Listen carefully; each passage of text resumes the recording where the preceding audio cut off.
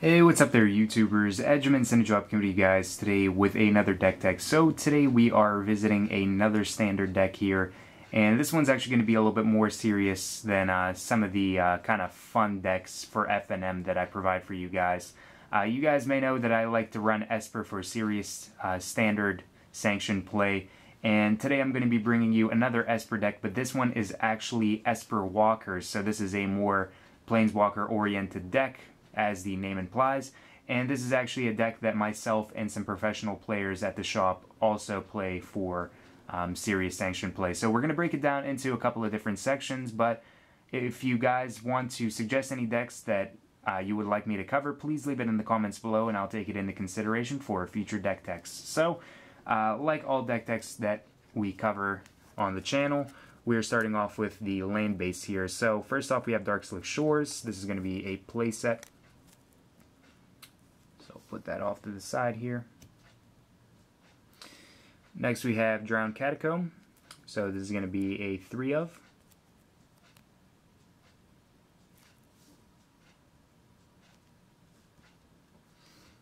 We have Isolated Chapel. This is also going to be a 3 of. And last but not least, in the enters the battlefield tapped unless lands, we have Glacial Fortress as well for a 3 of. So 3 of each of the lands that enter in the battlefield tapped unless you control one of the two specific basic lands. Next we have Ghost Quarter. So this is a 1 of in the deck. Lets you remove your opponent's lands that could be threatening. Stuff like Moorland Haunt, Inkmoth, Keswick Wolf Run, Cavern of Souls, stuff like that. Anything that gets to be annoying. And we also run Sun Titan in the deck so we can get back to Ghost Quarter and keep on rinsing and repeating. Evolving Wilds, 2 of, lets us mana fix a little bit. Get the stuff that we need. And the basic lands of the deck, 2 islands, 3 plains, and we have 3 swamps. So very, very straightforward mana base. It's very tight. We aren't running a lot of lands like a traditional control deck, but we do have some ramping elements in the deck as well that also mana fix a little bit. So it's just the way that this deck is built that it actually works very well. So, taking a look at the rest of the deck, first off we have Karn Liberated. So this is our most expensive Planeswalker in the deck, 7 cost, 6 loyalty. For his +4, lets us make target player exile a card from his or her hand, lets us exile permanents, and also lets us restart the game with his ultimate.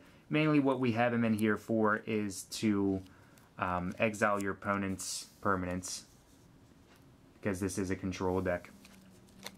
Next we have Tamiyo, the Moon Sage. So this is going to be a 2 of in the deck. So 5 drop 4 loyalty, lets us tap our opponent's stuff, lets us draw cards equal to the amount of tapped creatures that target player controls, and her ultimate gives us an emblem where all of our stuff that goes to our graveyard can go to our hand instead, basically. So Tamiyo is very, very powerful just in being able to tap down our opponent's stuff, but also drawing cards and being able to reoccur stuff with her ultimate is really, really awesome for this deck.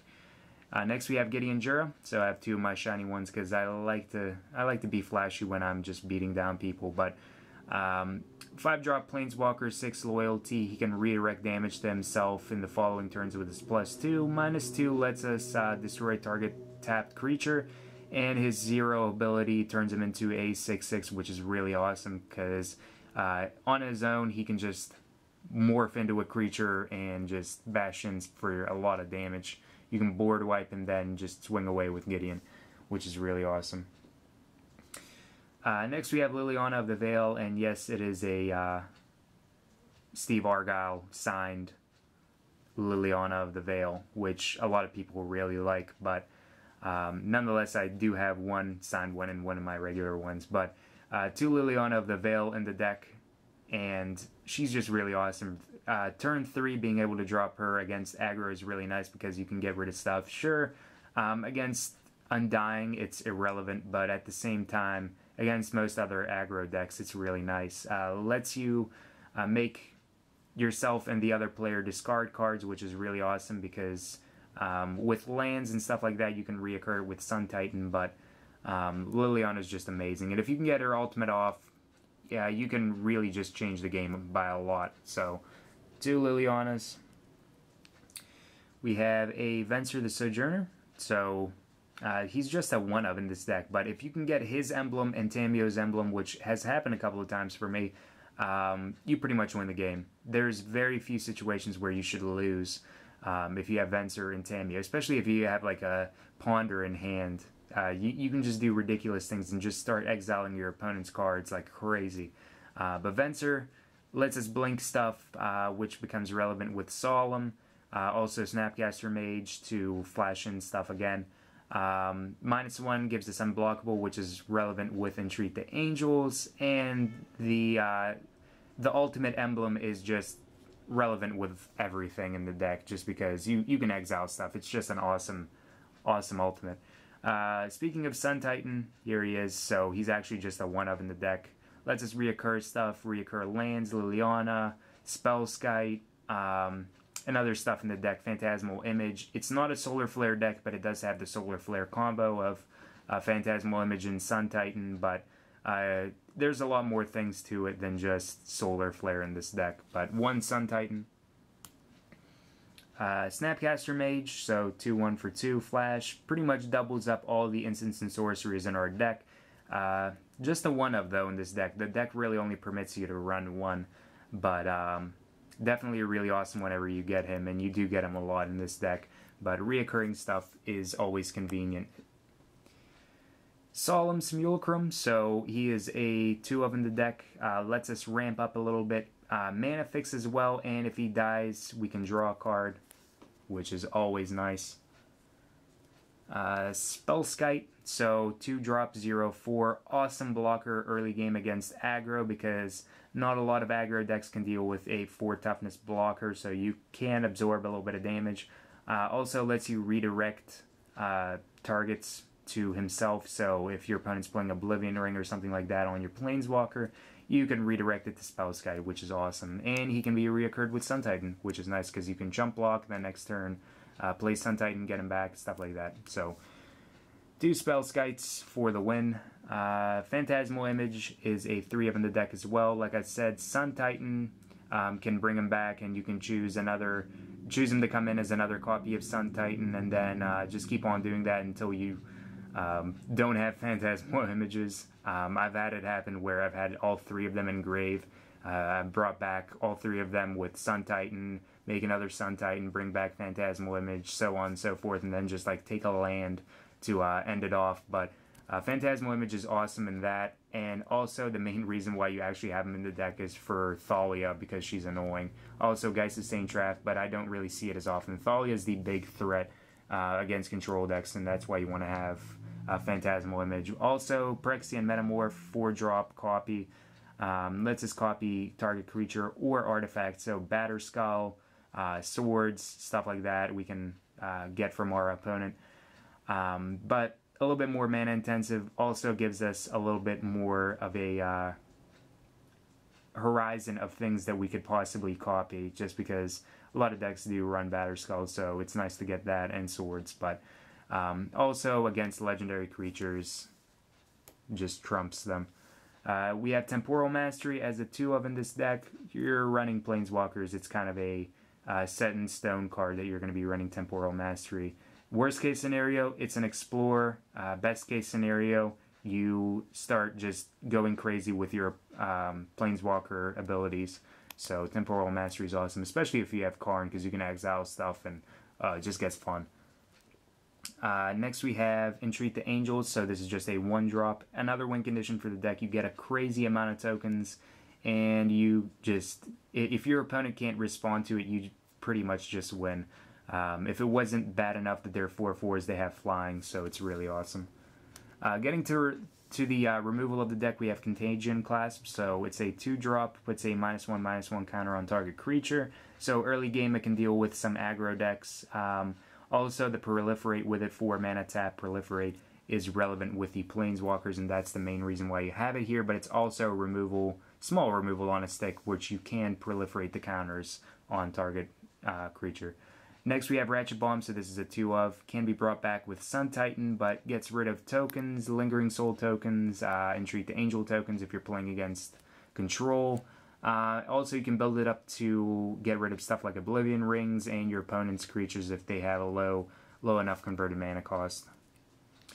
Go for the Throat is going to be a 2 of, plain and simple removal for non-artifact creatures. Terminus, so this is going to be a 2 of, strictly better than Day of Judgment just because it deals with Undying, which Day of Judgment does not. But Terminus is really awesome, especially with its miracle cost of just 1 white. Day of Judgment, just 1 of in the deck, 4 mana to remove basically everything off the board, unless it has like Undying or something like that. Then it becomes just a little bit less significant, but Day of Judgment is still really awesome in the format currently. Tragic Slip is a 2 of as well. Really awesome removal for early game aggro.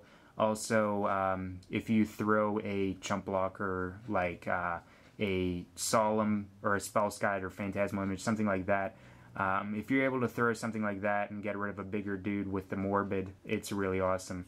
Also deals with Ink Moth as well, which is really nice for this deck.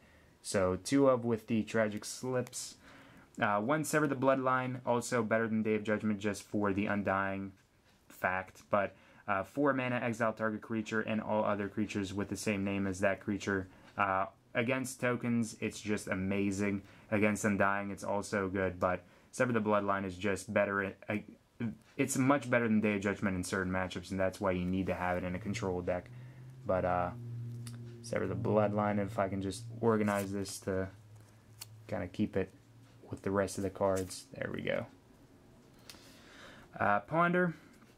So this is going to be a playset in the deck, and I have my altered one here, but lets you organize how your next 2 turns are going to be in the card that you draw off of it. If it looks bad, you can shuffle it back, but lets you get the appropriate mana that you need with lands if you're short a land or something like that. Lets you take advantage of Planeswalkers if you can draw into a Planeswalker, then play it. Also sets up miracles. There's a lot of stuff that just makes Ponder really nice. But play set of Ponders like you guys could imagine. And just 1 timely reinforcements. We run some in the sideboard, but just one of them made the cut for this deck. Really awesome against aggro, and we side in more. Against red deck wins, we also side in more, but against certain matchups, you just don't want to have too many of them, like control. It's just redundant, and you end up siding them out. So timely reinforcements, good in certain matchups, bad in certain matchups. That's why I just fit a 1 drop in the deck. So that is the entire deck that myself and other professionals have chosen to run for serious standard play at our shop. So let me know what you guys think. If you guys want to run this deck or change some stuff around, feel free to, and just play it for your own standard competitions. But for the most part, the deck's been doing really well. Also in the links below, there's going to be a list of some sideboard suggestions for you guys that want to run this deck. You want to have the appropriate sideboard that will work with it. Also, I just wanted to say that this deck is also sponsored in part by abugames.com. They provided some of the cards in this deck for me just so I could run this deck for competitive play. So thank you to them. Please be sure to check them out. Their link is going to be down below. If you guys enjoyed this video, please be sure to give it a thumbs up, like, favorite, and subscribe. And as always, thank you guys for watching, and have a wonderful, fun-filled Magic the Gathering day.